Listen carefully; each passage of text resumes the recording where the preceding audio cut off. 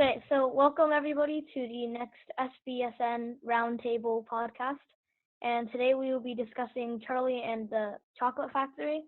I am Kevin. Today I will be your host, and we are joined by Mr. SBSN Peter, and as well as Sophia and Isabella.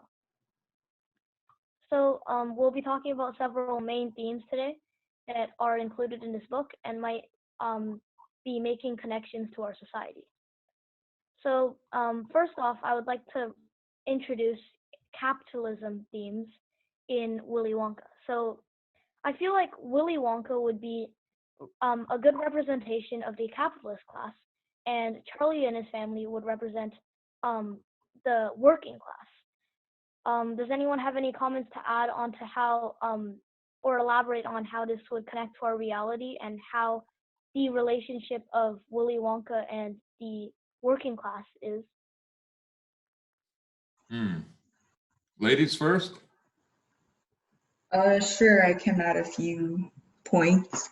So basically the working class, they rely on the jobs the upper class kind of provide.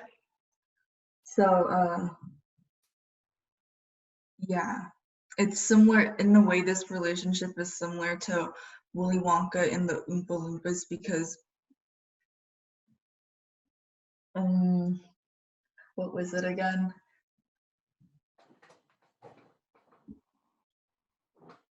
Because they're kind of in like they may or may not be like in a desperate situation, and they may need this job. So similar to the Oompa Loompas, how they were stuck, I believe, in the forest, and they were being hunted by snow curvers or something like that. Yeah. Isabella?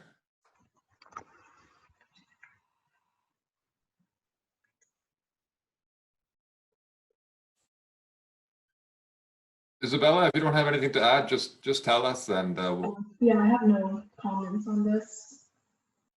Okay. I feel like something else to add is that this how in Charlie and the Chocolate Factory, the Charlie's family, as well as maybe other working class people, like for example the Oompa Loompas, they do not ask for change. They do not want change. They're basically just accepting this status quo where they are the working class, and the like Willy Wonka and his factory are like the upper capitalist class, and they might even want to eventually become that exploiting capitalist class. And that could also make some good connections to our society, because that our society might also be like that. Yeah. Sorry. No, I was just going to ask you if you had anything to add, Peter. Yeah, what you just said about the exploited class, it reminds me one of the earlier chapters when Charlie and the other children and their parents first enter the factory compound or the factory building.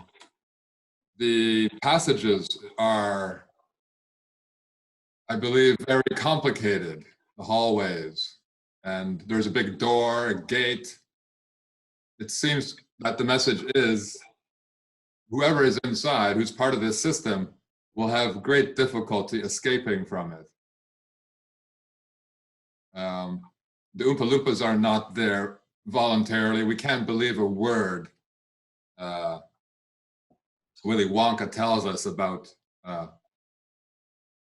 them and their origins. I believe it was the history teacher or geography teacher who interrupted him and said, "You're talking a lot of nonsense. No such creatures exist."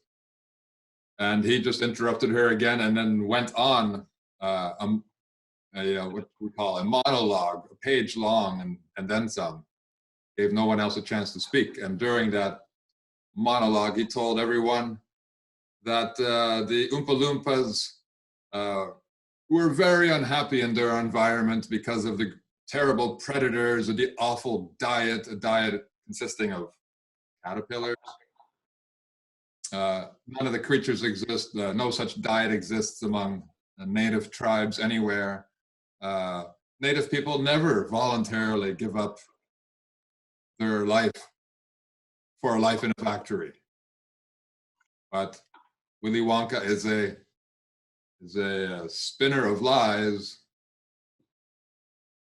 Yeah, I feel like what you just said, Peter, was a really other important component of the capitalist theme in the book, which would be the Oompa Loompas. And I agree with you about how no Oompa Loompas should willingly be giving up like a peaceful environment in nature to go undertake labor in a factory. And I think the monsters that eat the Oompa Loompas every day, they're called the Wangdoodles, Hornswogglers, and Snozwangers. I feel like of course, this is a fiction story, so they are fictional, but I feel like this could also be a representation of our society, except instead of these like fictional monsters, these monsters could be like bills to pay or rent to pay, taxes to pay, and all of these things could force us into abandoning living peacefully in nature and having to go get jobs. Oh, very good. Yeah. In fact, well, doesn't apply really to native people, but certainly to rural people and Yeah. all I feel over like the rural world. people would be doing this better. They would actually still be living in nature and all that. Yeah, they're forced to because food prices are too low. They can't compete with foreign markets. They can't, what's the word, afford clothing anymore because those prices are too high. The government is taxing them, so they give up on their land, or sometimes the banks are demanding too much money and they can't pay a mortgage. In any case, they're forced. Parents leave, fathers leave.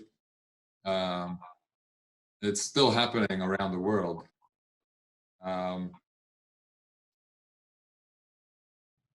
Yeah, just generally speaking, though, no one would choose to work in a factory, unless I'm mistaken. Perhaps your other guests would like to work in a factory one day. No, I don't think so. You could ask them. Okay, Sophia and Isabel, would you like to become the Oompa Loompas and work in No, no. Oh, come on. It's a beautiful factory with chocolate rivers and trees made of candy.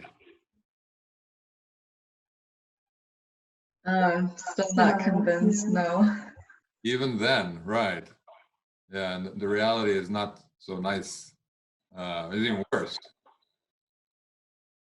Yeah. Go ahead. Yeah, I feel like the Oompa Loompas in this story could be actually the author purposely giving us an underlying message about our society and how we have to work instead of living peacefully in nature and in jungles and forest environments. I feel like that could be a purposeful message of the author too. Sophia and Isabella, do you have anything to add on to the theme of capitalism?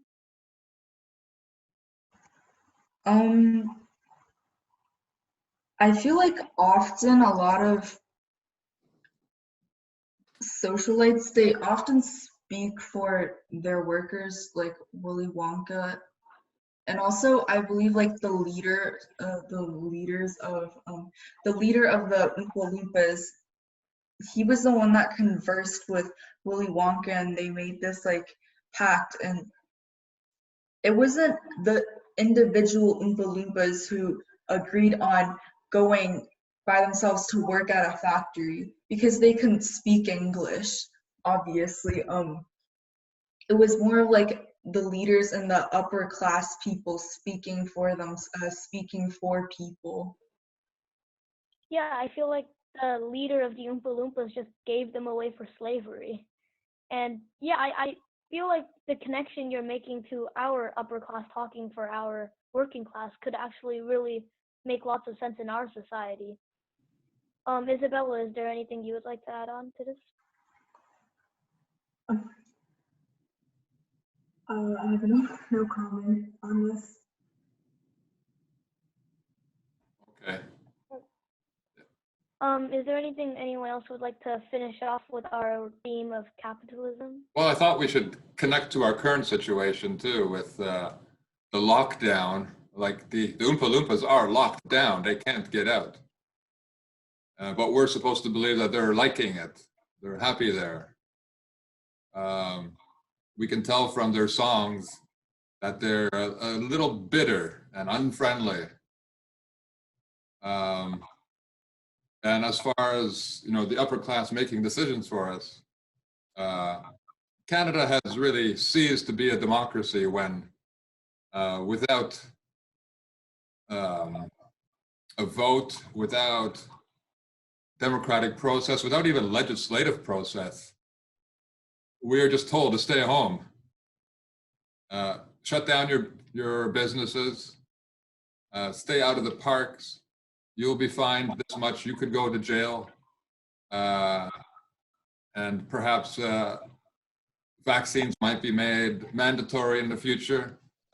Tracking systems might be required, as they, I think, already are in China. So, yeah, we are living in a very similar situation. Yeah, and it's the exact same thing with Sorry, Roald Dahl, he dressed it up as a nice, almost so that it can pass for a nice fantasy story. But in reality, there's a lot of darkness and nightmare. Yeah, and I feel like the same thing happens in both of these situations, because in both of them, it's the leaders who are telling us what to be doing. It's not us who are like doing it out of our own accord. Right. Yeah. So I feel like the theme of capitalism is a huge one in this story, though if most people just reading it as fiction might not notice it. And it's really important because it also connects to our society. Okay, so for the next theme, does anyone have a theme they want to bring up for now?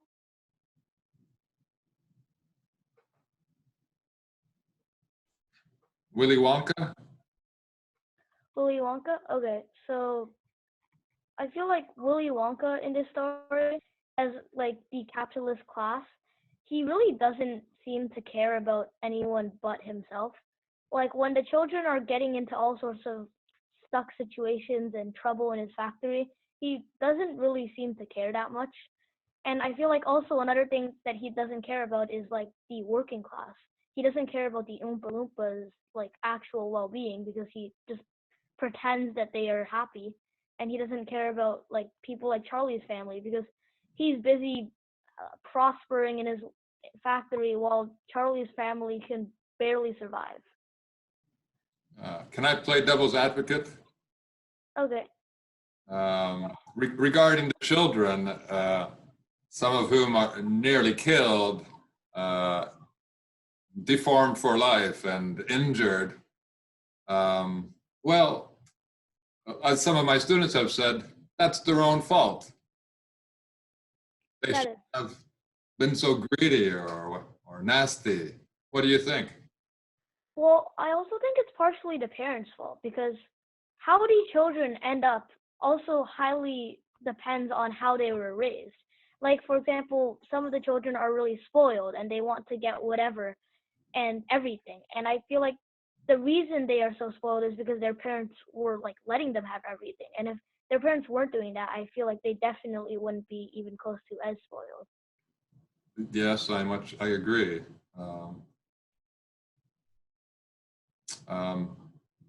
But to be fair, to treat almost everyone equally, I guess, or to point out that Roald Dahl painted everyone with the same brush. When was it Grandpa Joe who took Charlie to the factory? Yeah. Yeah, and he had no coat on, and it was freezing outside, and some people were commenting, how come, like, he looks like a skeleton and he must be freezing. But did they do anything? Did they say anything to the poor man? Nope. No, it's so this problem that the upper class has, Willy Wonka has, is the same in the general society,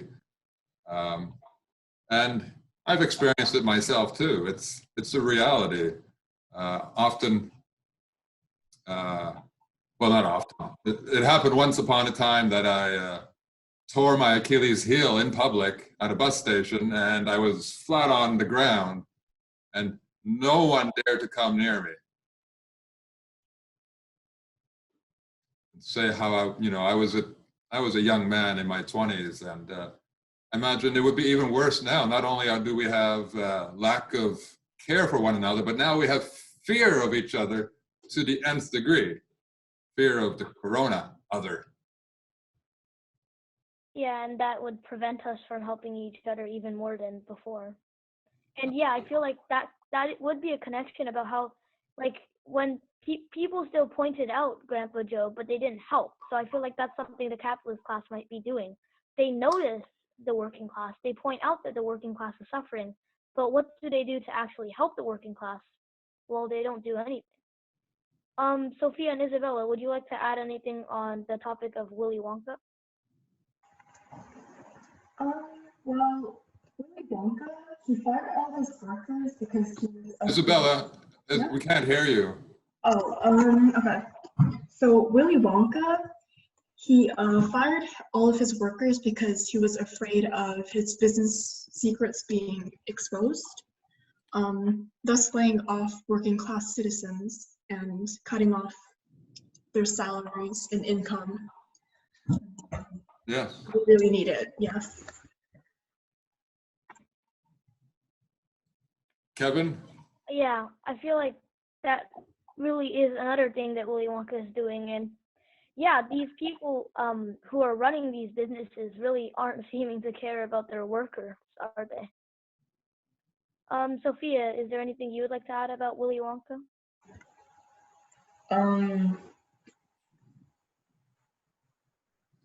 Yeah, so basically all the negative things I can think of, I can't really think of anymore, but the only one positive, like the only positive light I can see Willy Wonka is when he like chose Charlie as his like a successor based off of like his character. Yeah, but everything else is just like negative attributes. Oh, about Charlie, I think I have something I would like to share about Charlie too. Charlie is definitely, the best behaved of the group and everything, but I feel like Charlie has his flaws too, because when the other children are in trouble, Charlie doesn't do anything either. And I feel like why would Willy Wonka choose Charlie would be that Charlie, just like Willy Wonka, doesn't seem to care about the other children or the other people. Yeah, and I guess he was chosen because he didn't make trouble in the factory. Yeah. But he didn't seem to care about the well-being of the others either. Just like Correct. That's part of the not making trouble, actually. Yeah, true. Well, let me take the discussion of Willy Wonka to another level and suggest that, let's be fair and honest, he is a psychopath dressed in a nice suit. That's a very strong statement. I'm hoping I don't have to defend it myself. That he's a psychopath in a suit. Psychopaths have no empathy, don't care much about Others. life and death situations, and There are a lot of those. that should do. Yeah, I feel like you're right about the psychopath thing, because there were definitely a lot of life and death situations in the factory to test if Willy Wonka was a psychopath, and he did not really react at all about any of those things. Right. And while Augustus Gloop was going up the pipe, he was just like dancing and singing with the Oompa Loompas. How about the boat ride? How does that confirm his psychopathy? I'm not sure what did happen on the boat ride. It was not so much what happened, but how fast it was going. Oh yeah, the insanely fast boat. Yeah, I feel like when you see Willy Wonka just being calm on that fast of a boat, you can definitely imagine his image being that of a psychopath. Yeah, he seemed to enjoy it, and I don't know, was he singing or he encouraged singing while it was happening? I don't know. How about that final scene with the elevator, the flying glass elevator? More like he's being a psychopath all over again. He's flying around in a glass elevator. Sophia, Isabella, anything? Also, Yeah. yeah, so it's not only like their form of transportation that's psychopathic, it's also the like locations and the spots they stop, like he shows to the children that are also relatively, I could say, a psychopathic character, like the whipping cows to make like whipped cream, and like the chocolate river, like the chocolate river, even though it's like chocolate and it does like seem like tasty and stuff, it's brown and it does seem like a polluted river. And I'm pretty sure I read the book and watched the movie when they were going up the elevator. I'm pretty sure they were like the Oompa Loompas were mining or on the mountain or something like that. And so yeah, he's definitely a psychopath. And Yeah. yeah, And he terrified Charlie's grandparents and parents when they smashed through the roof and landed in the house. Like, did he care that they might not want to come? No, he was coming to get them, whether they wanted to come or not. So that's probably the situation the Oompa Loompas also, or that's probably the reality that the Oompa Loompas also experienced. Yeah, they're also suffering him being a psychopath. Yeah. Yeah. Does anyone else have anything else to add to Willy Wonka and him being a psychopath? No? Okay. Then the next theme I would like to bring up is health. So I feel like health is a huge theme in this book because, Willy Wonka and the Chocolate Factory. And first, I just like to start us off by talking about Augustus Gloop. So he in the book, he eats lots of sugar, lots of candy, and lots of chocolate. And as a result, he is obese. And I feel like there's a lot of harms of this sugar that he's taking in insanely large quantities. And I feel like he might also have like diabetes and other conditions because of his large sugar intake. Sophia and Isabella, do you have anything you have to say about this? I just want to point out that he was the first one to like find the golden ticket. Like he ate that many chocolate bars and he was the first one to find the golden ticket, despite the fact that Veruca Salt had like a whole factory of like workers opening up boxes of chocolate for her. So yeah, he's definitely, it's safe to say he's like an addict and he needs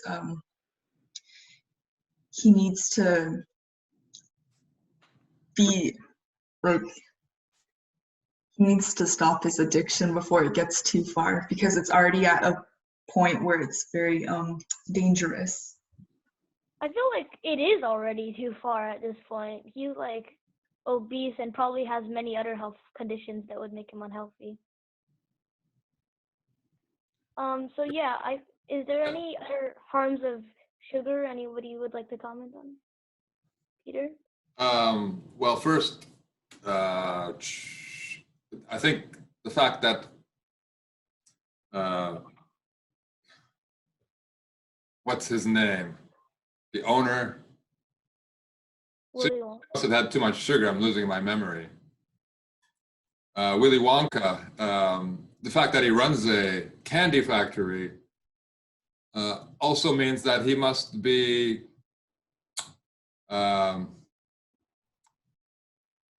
what's the word? Intentionally ignoring all the scientific evidence that this is unhealthy for people.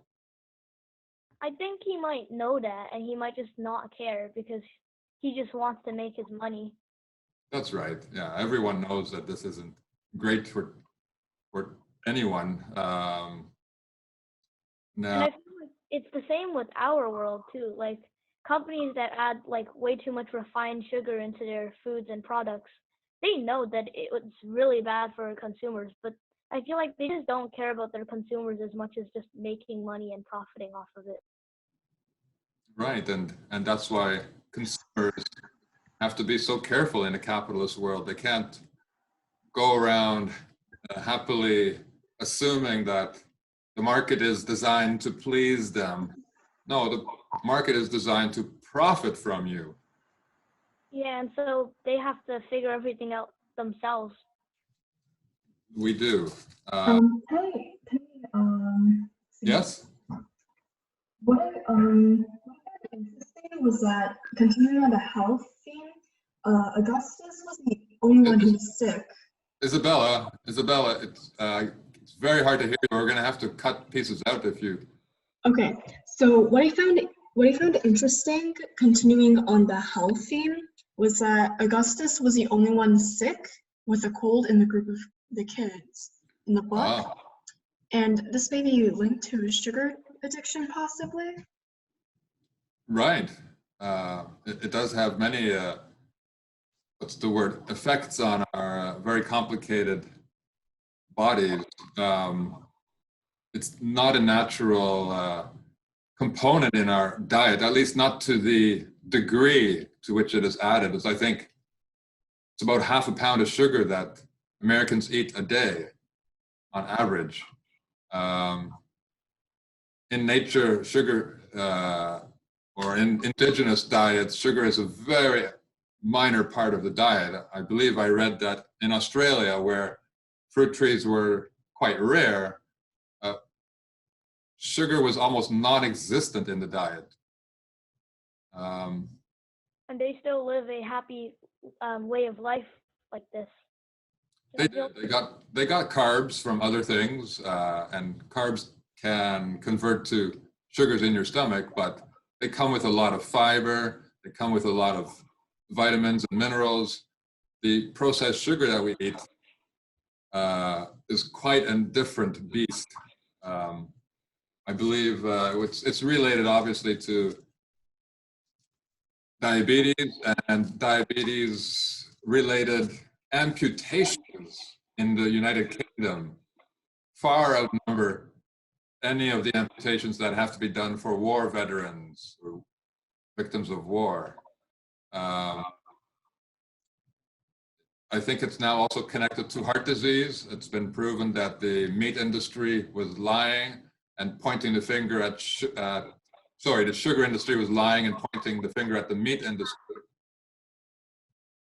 And so, yeah, it's sugar and grains are probably worse for us than meat.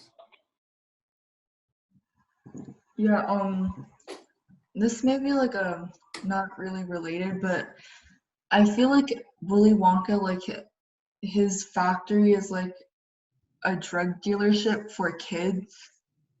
Yeah, that's what I wanted to add. Because I believe sugar is like as addictive as cocaine. Yeah, I've read that too. And of course, some of the candies, chocolate bars will include milk, which also contains an addictive substance put there by Mother Nature to force or to encourage young cows to drink milk and drink a lot of milk.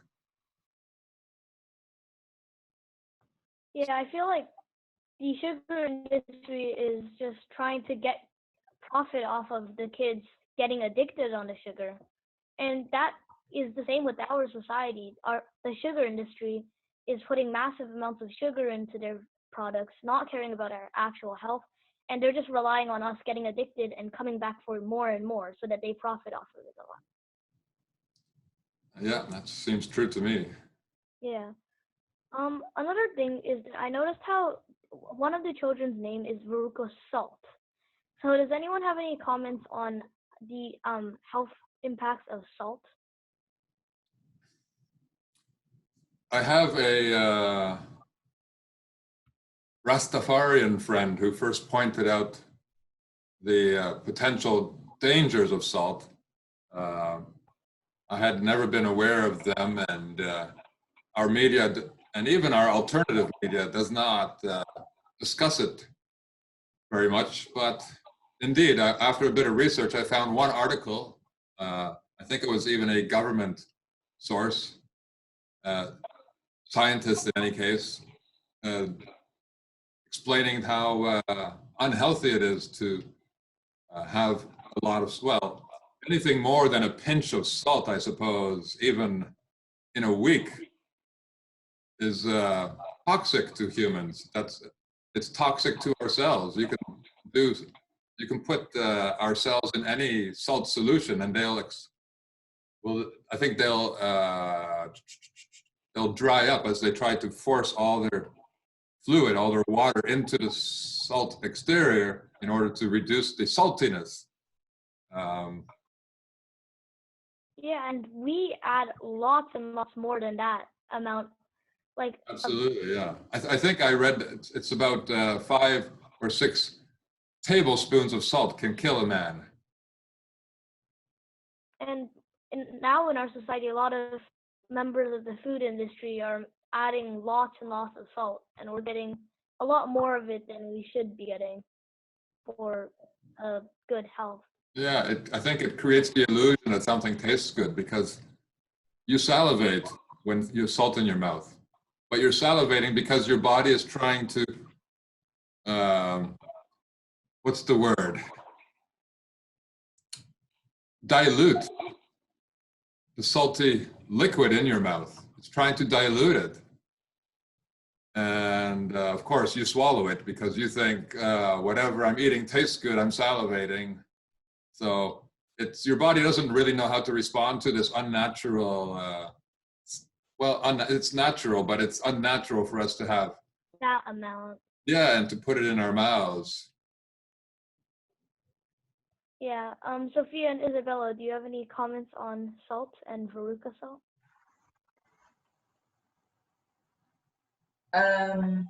No, I have nothing to add. Okay. Peter, do you have anything to add to salt? No. Nope. Okay. So another theme I would like to bring up is a theme. So I know we've talked a bit about this, but I feel like there's some more stuff to be talked about on the theme of nature in this book. And something I want to talk about first is Veruca salt. So how Veruca ends up, how Veruca ends up being into a bad situation in the factory is that she basically sees these squirrels and she wants to take them at home and own them. She wants to own this nature. And then what happens after this is that the squirrels don't want to be owned. Nature doesn't want to be owned. And instead they throw her down the garbage chute. And I feel like this might be a very strong message coming from the author about owning nature and owning parts of nature. I feel like the author is trying to warn us that people who try to privately own beautiful nature, and various parts of nature, will end up in, nature's garbage chute and in very bad situations like Veruca Salt did. And I feel like the author is trying to get us to respect it together instead of trying to privately own it and steal it away for only us to enjoy.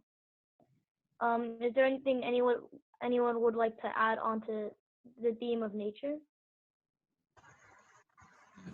I guess the squirrels represent all of nature, and our continual exploitation and abuse of nature is backfiring. And it is already backfiring on us. Indeed, yeah. Yeah, I feel like that's a huge message that the author wants to send to us beyond just the thin layer of the story. Sophia and Isabella, is there anything you guys would like to add about nature?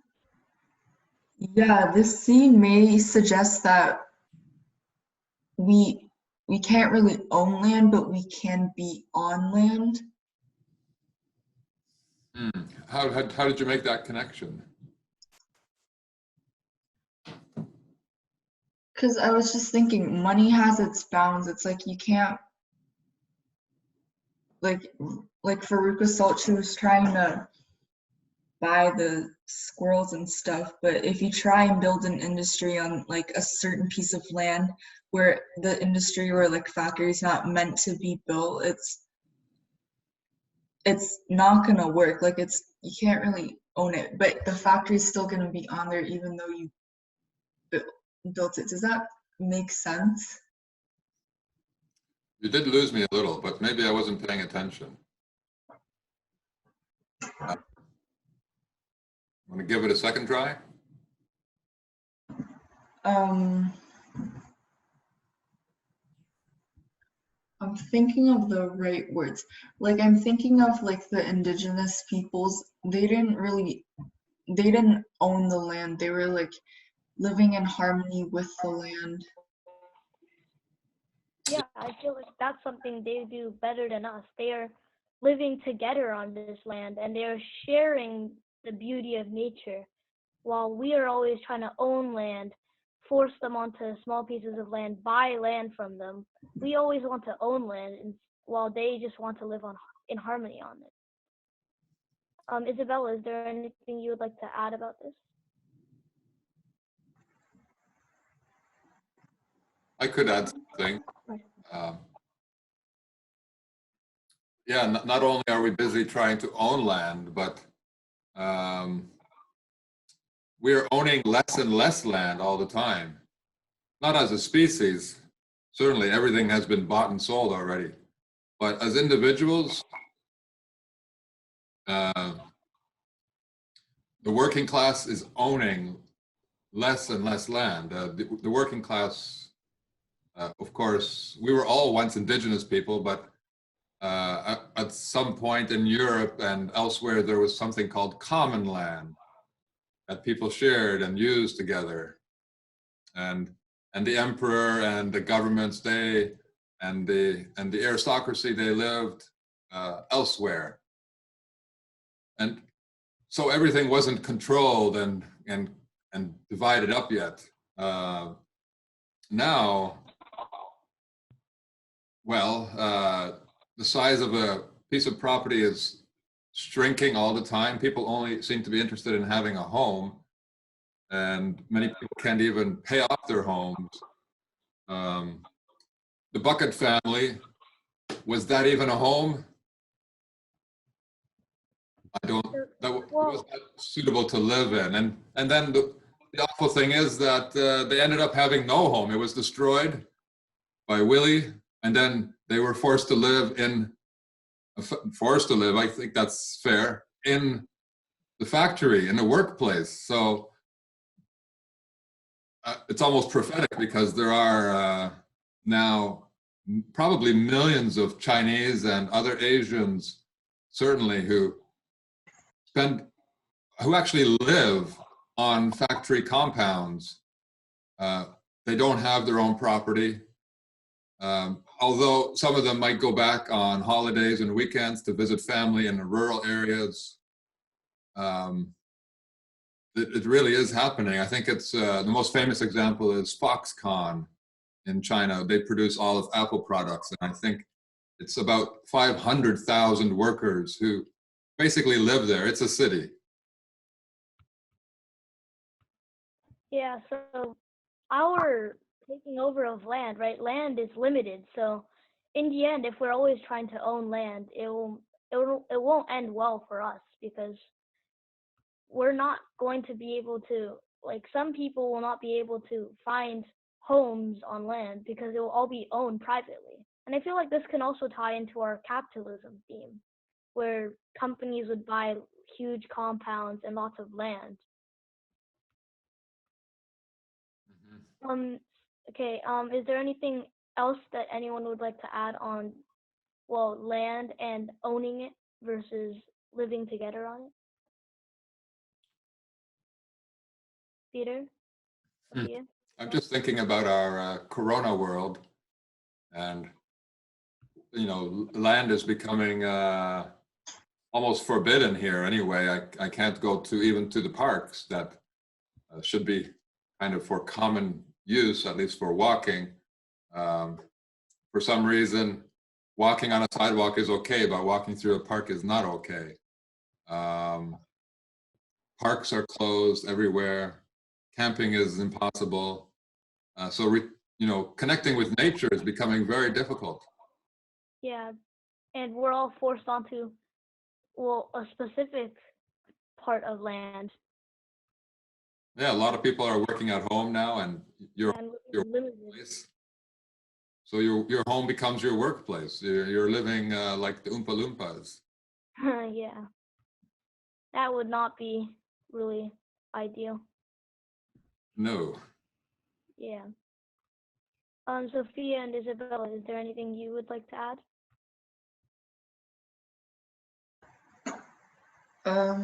No. Okay. Is there any other themes that anybody would like to talk about for tonight? Peter? No, do you have anything else? Nope. I feel like we covered most of the themes tonight. Sophia, is there anything you would like to bring up?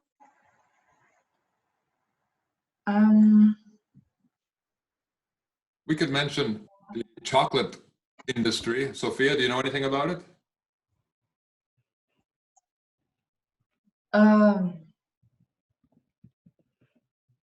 I don't think I know too much about it, actually. Yeah. Kevin, do you remember the notes? The chocolate industry? Yeah. How are children involved in that industry? Well, they are what the industry mainly profits off of, because children are the ones who eat the most chocolate all the time and are always addicted onto it.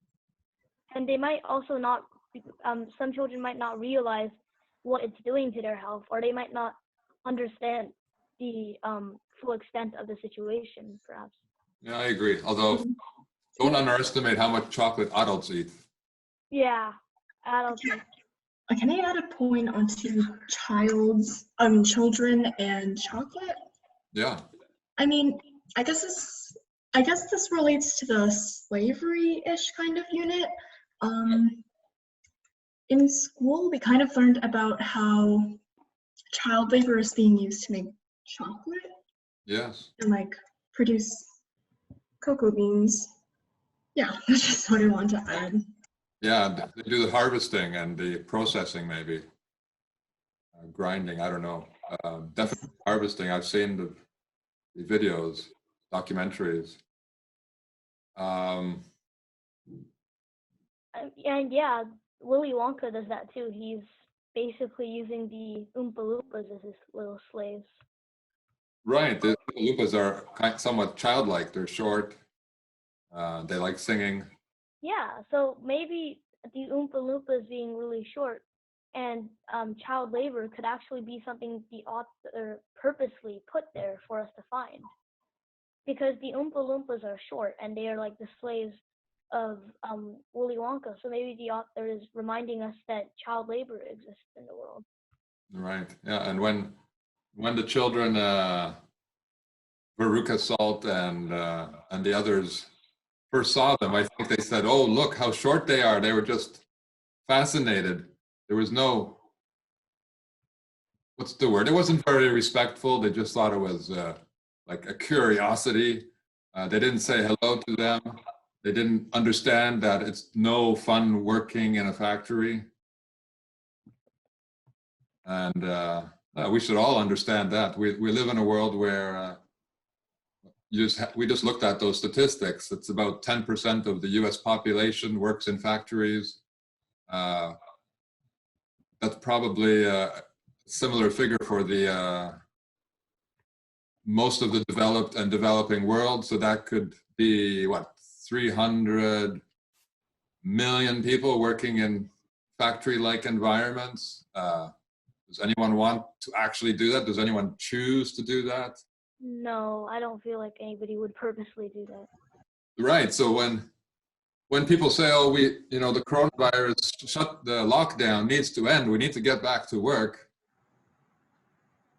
I am not entirely a fan of going back. I know there are people, we need money and we need to survive somehow, but Can we not do better than the past? I hope we can. I mean, maybe we can use this quarantine to think about how we can do things better when we come back. Yes, I hope it does inspire people to do that. Unfortunately, I think most people are just hoping to go back.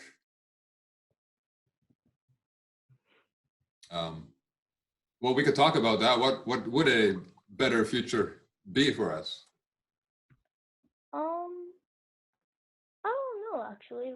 How could we plan? What kind of plan would result in a better future where we don't have to be the Oompa Loompas of the society? I don't know. Sophia and Isabella, do you have any ideas on this? I feel like if we understood some of the issues going on in the world and more people took action, we can hope. Okay, even if we go back to school, our lives may not be changed, but like maybe during the quarantine time, we can learn about new facts, not new facts, but like more crises that are going on in the world, and we can help like change or like take actions to help change the lives of other people. Yeah. Yeah. I definitely have some ideas about what we could do in the future. And taking better care of ourselves would be one of them. And just to give you a sense of how important it is to look for solutions, I think we have to consider the very strong possibility that this lockdown situation will either continue far longer than we would dare imagine, or it will be relaxed a little bit, and then it will tighten again, and then it will relax a little, and we'll never get back to where we were. So it's not a choice. We're going to have to choose to be where we are now or create our own future. Yeah, and I feel like we should be creating our own future, because continuing as Oompa Loompas and having Willy Wonkas as our capitalist class will not be, it would not be a very good quality of life to be in. No, it wouldn't. I guess if we are the Oompa Loompas, we should want to go back to where we came from, back to living like indigenous people. I think that isn't so bad. I think we could actually do even better. If I hope that doesn't offend anyone, but and by better I mean we could refine and what's the word? Build on all the good things that they had. They weren't perfect. There were no perfect societies. They did share land for the most part, but there were sometimes conflicts, and I think we can do even better. Maybe that's something to discuss in another podcast. Yeah. Is there any final ideas anybody would like to bring up? No. No. Thank you, Kevin. Okay. Yeah, I feel like we've covered a lot of ground today, and we made lots of important connections in between the book and our society and how we can change this. So thank you everybody for coming to today's podcast, and thank you everyone for another successful podcast.